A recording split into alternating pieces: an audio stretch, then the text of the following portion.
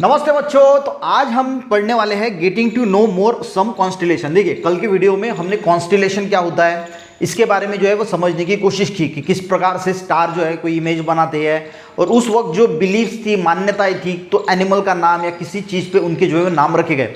मैंने आपको कल ओरियन जो है वो कॉन्स्टिलेशन के बारे में बताया था कि वो एलियंस वहाँ से आते हैं, उस कॉन्स्टिलेशन में रहते हैं। ऐसे बोला जाता है कि गॉड भी जो है, कुछ देवताएं भी उस कॉन्स्टिलेशन में रहते हैं, वो भी धरती पे आते हैं, हम भी वहाँ से आए हैं, ऐसी मान्यताएं हैं।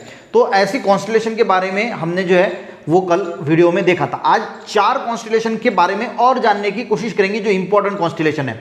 ये देखिए, जो कॉन्स्टिलेशन होते हैं आपको ध्यान में क्या रखना है कि किस कॉन्स्टिलेशन में कितने तारे होते हैं, ये सबसे पहले आपको पता होना चाहिए। ठीक है, बाकी की नई भी चीज़ें अगर आपको पता, पर कॉन्स्टिलेशन में कितने तारे होते हैं ये भी अगर आपको पता है, और कौन से महीने में वो निकलता है, क्या होता है, किस मंथ में वो उस टाइम में सनराइज होता है, सनसेट होता है, ये सारी चीज़ें आपको पता होनी चाहिए। तो पहला है सप्तऋषि। सप्तऋषि तो सबने देखा होगा, आसमान में 7 तारे जो होते हैं एक शेप में होते हैं, क्वाड्रिएंगल, और जो 3 जो है वो ऐसे पीछे होते हैं पतंग की तरह जो है। उसका आपको इसके इमेज भी दिए हैं, इसलिए मैं यहाँ पे ड्रॉ नहीं करता, अब इमेज देख लेना। पहला जो है वो सप्तऋषि है, यानी अगर आप उसको देखोगे तो ऐसे काइट की तरह जो है वो थोड़ा सा नजर आता है, वो ऐसा। ठीक है, तो ये 3 स्टारें जो इसकी टेल मानी जाती है। During the summer night one can see a particular arrangement of 7 star. Summer में आसमान खुला होता है, सब चीज़ें अच्छी होती है, तो हमें जो है वो साफ तौर पे अगर आप देखोगे ऊपर तो आपको दिखाई देगी 7 स्टार की अरेंजमेंट। वी कॉल देम सप्तऋषि, उसको सप्तऋषि बोला जाता है। सप्त का मीनिंग क्या होता है? 7, ऋषि यानी मुनि। तो ये ऐसे बोला जाता है कि वहाँ पे वो 7 ऋषि है, और उसी वजह से उनको जो है वो सप्त ऋषि जो है वो बोला जाता है। In the month of February, अब देखिए फेब्रुआरी के मंथ में this constellation rise around 8 PM।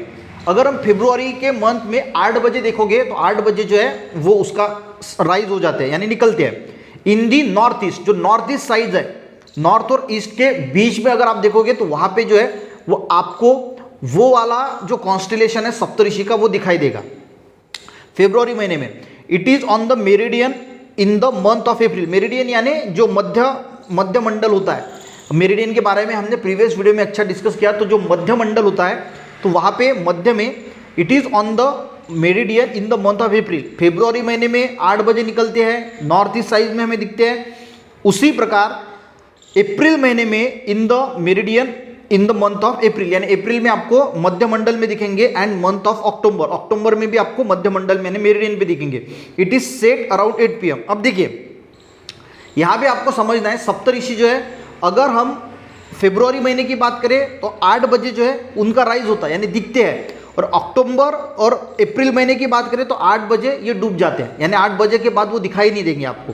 तो ये भी आपको पता चाहिए कि सप्तऋषि फेब्रुआरी महीने में 8 बजे उनका उदय होता है, और अक्टूबर या फिर अप्रैल महीने में 8 बजे उनका जो है वो अस्त हो जाता है। ये भी आपको पता होना चाहिए। अब देखिए, एज द नेम सजेस्ट, ये पॉइंट ऐसे निकाल के रखना, ताकि देखिए ऐसा जो बुक में होता है ना, ये आप बार बार पढ़ोगे, ऐसे पॉइंट निकालना, कितने बजे सनराइज होता है, कितने बजे राइज होता है, सेट कितने बजे होता है, यानी उदय कितने बजे होता है, अस्त कितने बजे होता है। ये सारी चीज़ें अगर आप पॉइंट के द्वारा लिखोगे ना कि सप्तऋषि की इंफॉर्मेशन, तो आपको सप्तऋषि के बारे में सारी चीज़ें एक बार देखोगे तो समझ में आ जाएगी।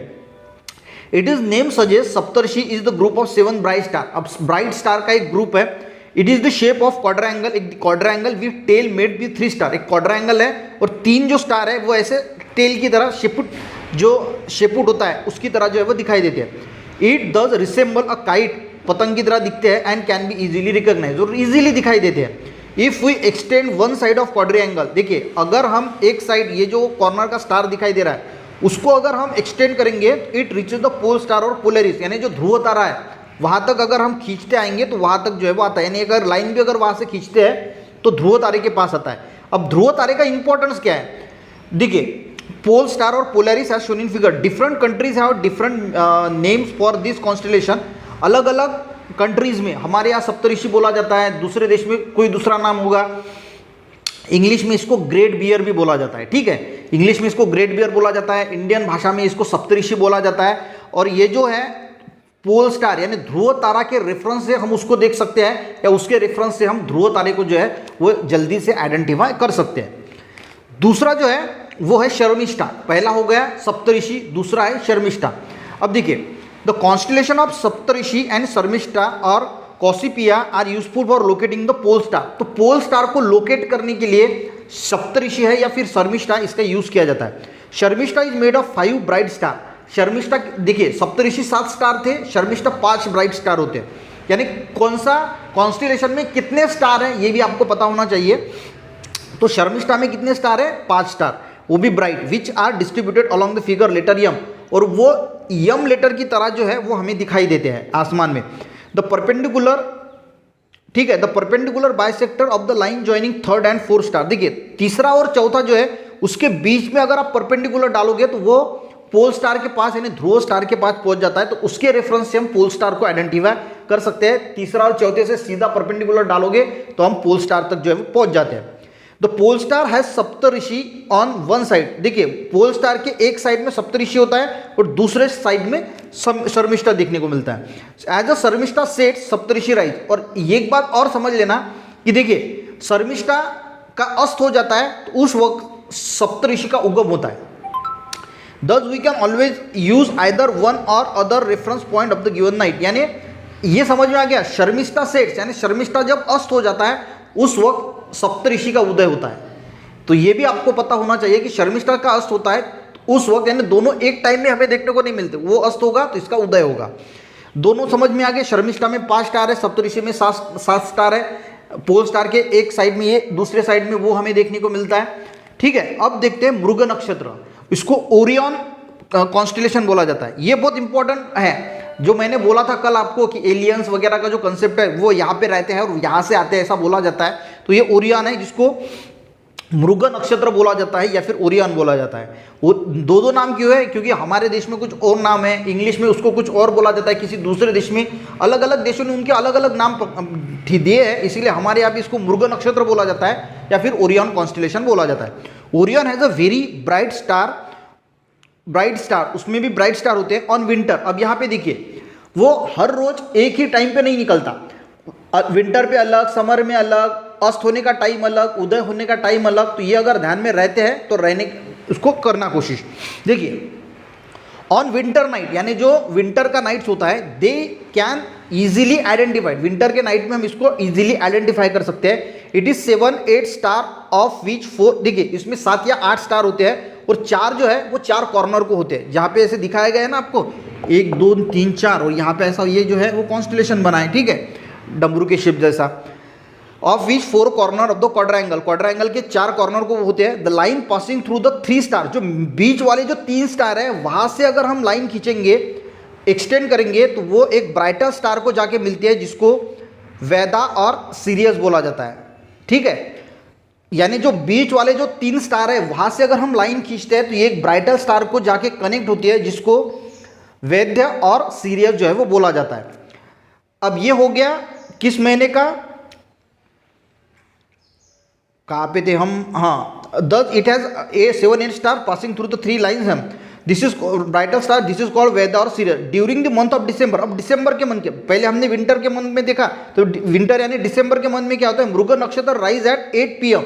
मृग नक्षत्र जो होता है यानी ओरियन जो है वो 8 बजे हमें दिखाई देता है, 8 बजे वो राइज होता है। During the month of December Mrig Nakshatra rise at 8 PM on the eastern horizon, यानी ईस्टर्न यानी पूर्व के साइड में हमें 8 बजे रात को जो है वो दिखाई देता है। It is the meridian during, और फॉर फरवरी एंड जून के महीने में इट सेट अराउंड 8 PM, यानी विंटर के महीने में, दिसंबर के महीने में 8 बजे उसका उदय होता है, वही फरवरी एंड जून महीने में 8 बजे उसका अस्त होता है। यानी एक समान उसका राइज होने का और सेट होने का टाइम सेम नहीं होता। तो ये भी आपको पता होना चाहिए कि मृग नक्षत्र जो है वो दिसंबर महीने में 8 बजे राइज होता है, वही फरवरी और जून में 8 बजे उसका अस्त होता है। तो ये ओरियन के बारे में आपको पता होना चाहिए। 7-8 स्टार होते हैं, ये भी आपको पता होना चाहिए। तो ये इन्फॉर्मेशन पॉइंट्स के द्वारा जो है वो लिख लेना। चौथे नंबर पर है रुचिक और स्कॉर्पियो। अब ये इसका फिगर जो है ना वो रुचिक स्कॉर्पियो यानी स्कॉर्पियो की तरह दिखता है, उसी वजह से इसको रुचिक और स्कॉर्पियो बोला जाता है।